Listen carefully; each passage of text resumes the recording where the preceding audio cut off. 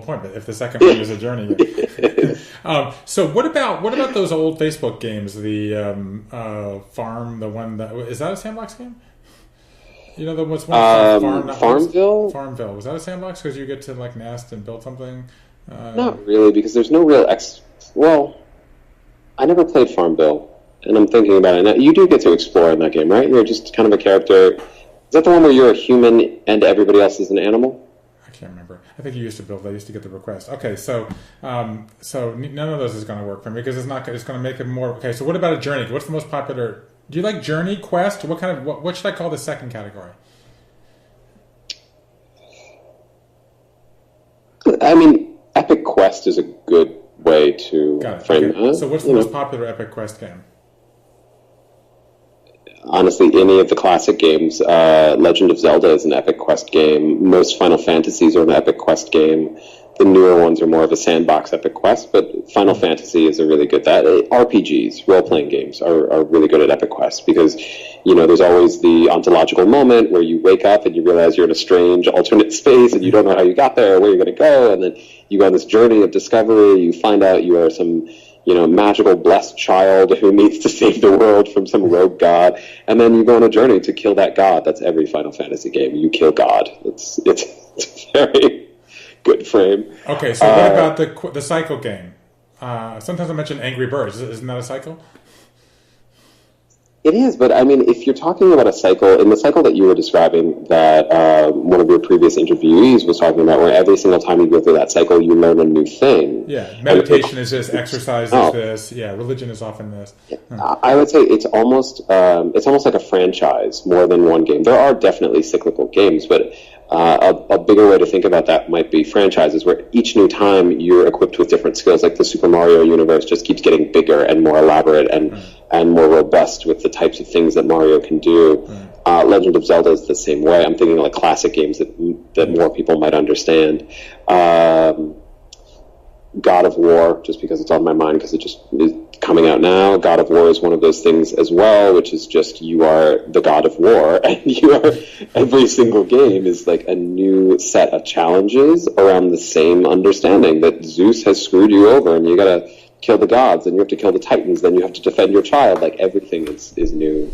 But it's the same. So I want to move on, but I have to ask you a couple more questions. So one, this is how I end up with you. So I asked Ida this question, and I had literally just come up with the terminology I'm about to tell you, and she said you. So I said, the question is, is there a mentor, a friend, or a loved one who helped you during this period? And what I said to Ida, and I think I had come up with it that morning, was there are three types of outsiders who give advice. One, there's a comforter, right? So that is, I love you, I trust you, you'll get through it. There's a nudger, like maybe you should try this, and maybe you should try that. And then there's a slapper who basically says, get over yourself. And she's like, oh yes. And so she said that you were her slapper. And so I don't know if you want to cop to that, but the question is, what kind of person helped you the most? You like comforters, nudgers, or slappers? I like slappers. I would say I'm glad that Ida said that about me. That makes me feel really, really good, because sometimes I feel like with Ida, I'm often but I feel like sometimes I'm offering comfort, and I feel like Ida is a slapper for me. She's the one to shake me and wake me up and say, like, cut the bullshit. Just, like, get on from it already. So I'm happy that Ida is a brilliant person who... it's hard to slap Ida into a place where she doesn't want to go, because she knows so much and is so capable. So I'm happy that she allows me to do that in her life. So they say... Okay, I'm sorry. So you respond to slappers yourself? I can respond to that, yeah. I feel like to the vulnerability thing, generally with my friends, I have it's pretty much, sometimes I tell myself 3, but it's really 2. If you ask me a question honestly and say, like, I want your honest opinion, I will give you the honest opinion. But if you ask me a second time with the same question, I'm usually... I will say I will be kind now, and I will tell you exactly what I think at, like, the deeper layer. So if someone comes to me and says, what do you think of this person that I'm seeing, or what do you think of the situation I'm going through, I'll give them all the slapping advice. But then the second time, I'll say, okay, like, you're kidding yourself right now. Like, you've been through this before. And I think Ida and I have been in a cyclical game of what are we doing in the world for a little bit of time. Yeah, she said, because I'm about to get you this question. So a couple more and then we're going to move on. The first one is, I mentioned these 3 phases of transition: long goodbye, messy middle, and new beginning. Which of those 3 is the hardest for you? The long goodbye. Yeah, for sure. Because you're good at the middle. You know exactly how to structure your time. You like creativity. You like new things. You like archaeology. You like discovery. Once I'm in the space where I know I can expand, like, I don't have a problem with that at all. It's just I'm really terrible at saying goodbye or ending things. Yeah, what I've realized and what I said at one point was, after being broken up with for the first time after my marriage, and it was the first breakup I've ever gone through, and I was crying, and I went through all of the stages of death, all of them. Like, I can map them. I told someone, like, in the fit of tears that I was in the moment, I don't think that I was ever human before. And it took me so long to let go of that pain. It took me so long to let go of the text messages. It took me so long to let go of all of it. I don't think I was human before. I was some sort of weird animatronic rock or something. I don't know what I was, but I was not human in the way that other people have spoken about being human. Every single pop, breakup song, I would cry listening to it, like, no matter how cheesy it was.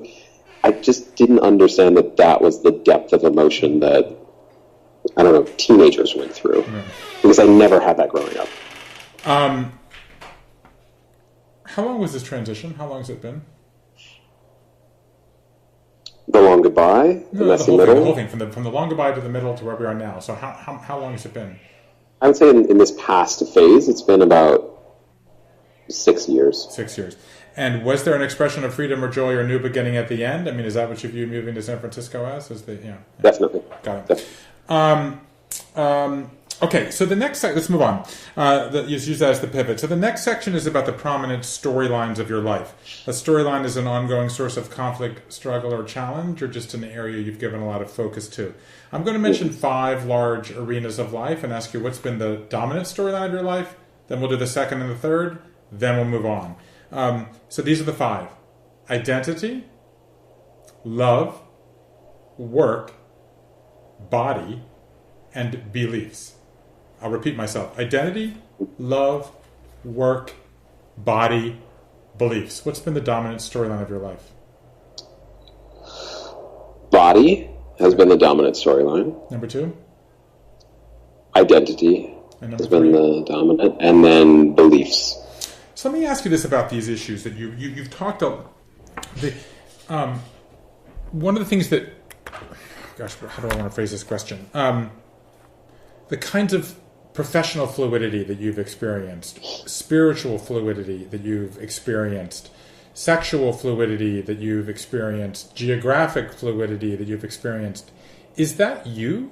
Or is that the times that you live in? Or some sort of combination? I think it would be ignorant and a lie for me to say that it is not a combination of the two. I'm still a black male in the United States, so the level of privilege and fluidity that I'm allowed and afforded is by virtue of the fact that we live in the time that we live in now, right? It would have been impossible for me to have that level of fluidity 50 years ago, 100 years ago. So there's that. The other part of it is, which I think before it was a fun, experiment, and like, what do I do now, and how do I do this? It's really only now that I've been able to articulate how exhausting it is to have to recreate yourself every single time you move, and how much of it was not, it was not simply a creative experiment or an intellectual experiment or some sick fascination with what can I do now. That was oftentimes how I go into it, because I have to go into it with optimism, but it was through necessity, absolute necessity. So I've been trying to name this quality, right? I mean, the best I've come up with is transition positive, that people of your generation are very transition positive. You don't mind going through transitions. I was talking to another young person who's also had a lot of the kind of her changes are not analogous to yours, but she went from a right-wing person Fox News person to a left-wing science person, and she used this word transpositive, not meaning it in a kind of transgender way. What do you call this? All of this dynamic fluidity that we've been talking about. What is the name for this? Your ability to go between religions, to go between sexual orientations, go between jobs. And what is that? This might be. Some people would call this the Cornell aspect of deconstructing. I mean, oftentimes when I talk about it as radical queerness. Mm-hmm. That it is, when people ask me why I identify as queer, that if I am dating men, if I, am dating women, is that not bisexuality? Am I not, if I'm primarily dating men for a period, is that not me being gay? And I said no, because, I'm queer not simply in my sexual orientation and my approach to, who I'm finding amorous relationships with. I am queer because I have never been binary. I have been, I have assumed privilege in spaces, and I have passed for things by necessity of who I am and where I am and what it means, and through understanding of my own safety. But I have always been queer, and I've always known I've been queer. And queerness for me means a rejection of any binary logic. That I am never black enough, and I am definitely not white. That I have no career path, and necessarily have to have no career path, and really don't want to ever have one. Mm-hmm. Right? That I don't live in one space, and don't ascribe to wanting to live in one space. That I have had to recreate myself, and even in identities, having so much myth and legend and lies that have been perpetuated through my family history, having to recreate myself so many different times over, not simply in professional capacities, but in when people say, what are you? Which is such a loaded question, right? Racially, I am a black man in the United States. I cannot escape that, and I claim that completely, right? And I love that ethnically and historically. And when I say quintessentially black, my identity has had to change and shift according to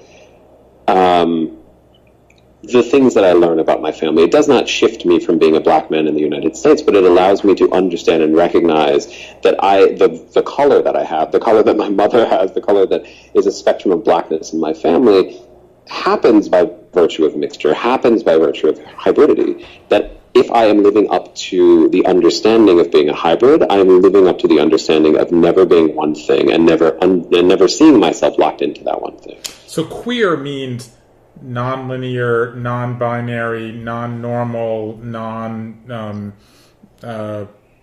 predictive or whatever. Yes, a resistance of normative attributes in all capacities of that, and an understanding that, for me at least, an understanding that politically it's only through dynamism, it's only through hybridity, and it's only through resisting and rejecting binary logic that I am able to succeed in the ways that I can. And do you think that resistance of binary logic can apply to people who are only having romantic relationships with the opposite gender? I mean, can you be heterosexual and still queer? So queer is a badge for the whole generation. I would say no to that. I was going to say yes, and then I was like, actually, no. I think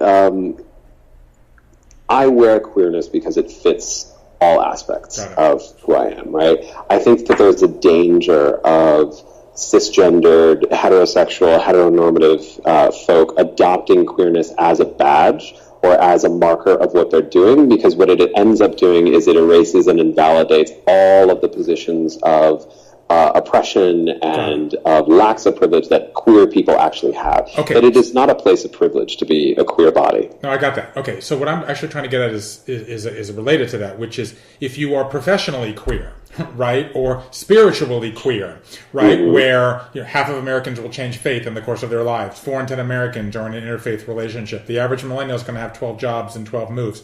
I mean, if you are geographically, professionally, and spiritually queer, is there a good word that we could replace with queer, because queer is so loaded with sexuality? Well, I would say queer it's loaded with sexuality, but it's loaded with an embodied logic, right? And I think that's the more important thing. It's loaded with embodied sensibility.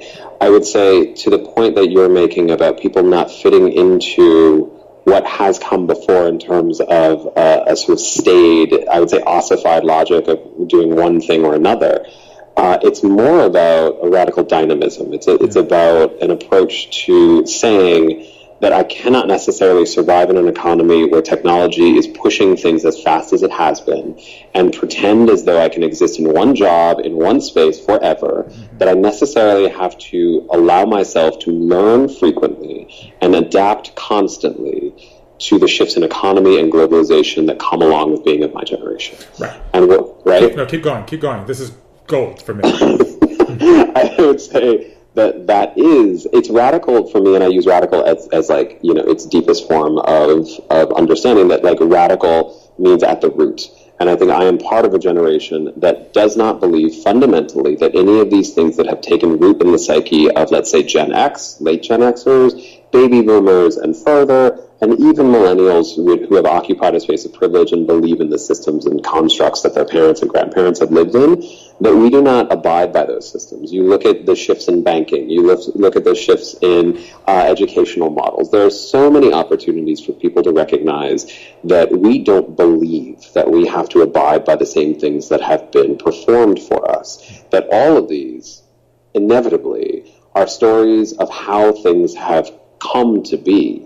And we understand as content creators that constantly produce, more and more content in all of these spaces, that we're actually in charge of the narrative.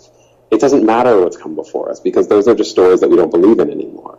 So if we can create the stories that make sense for us, it means that we create pathways to actualizing those things. And if you are going to be an actualizer, if you are going to have agency and be a creator, you have to have, as we were discussing earlier, these skills of storytelling.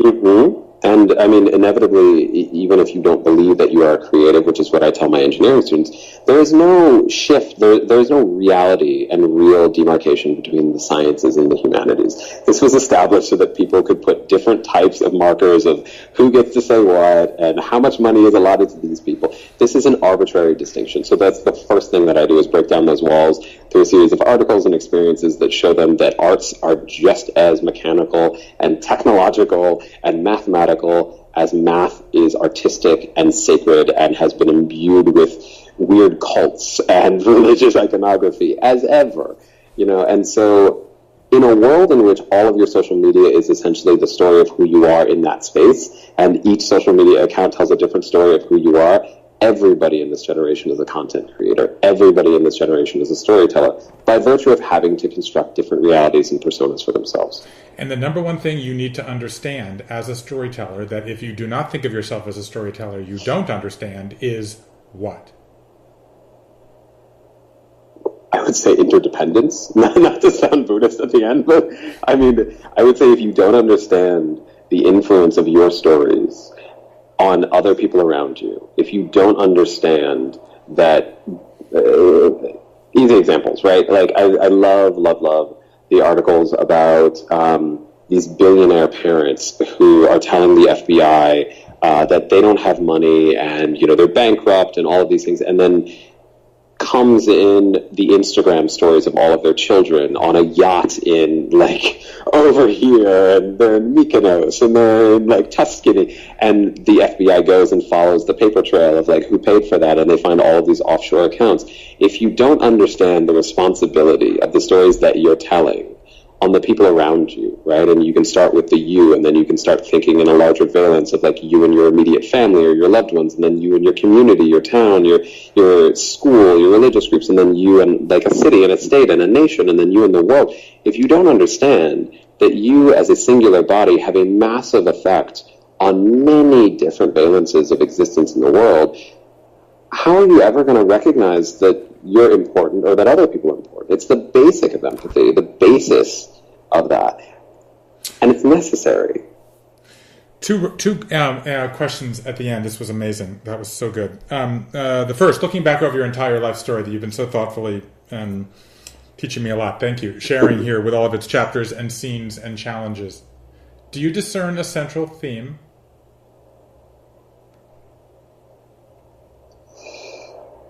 Different than the themes that you just brought up, the three themes.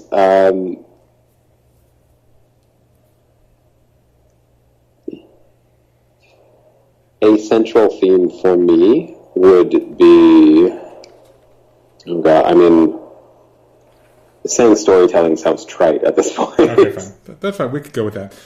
By the way, I was going to ask you. I skipped this part because I want to let you get on to your day. But I was going to ask you about the next chapter of your life. But before I move to the last question. So, what is next year? Do you know? Have you pre-named next year? Or you don't do that till. I won't do it until I figure out what I've worked through this year. This year has been. It's been enough. I felt like I wasn't doing enough, and then all of a sudden stepped back and I was like, no, I've done a lot so far this year. So, okay. So last question. So, looking back over your life story in a slightly different way, how would you answer this question? What shape embodies your life?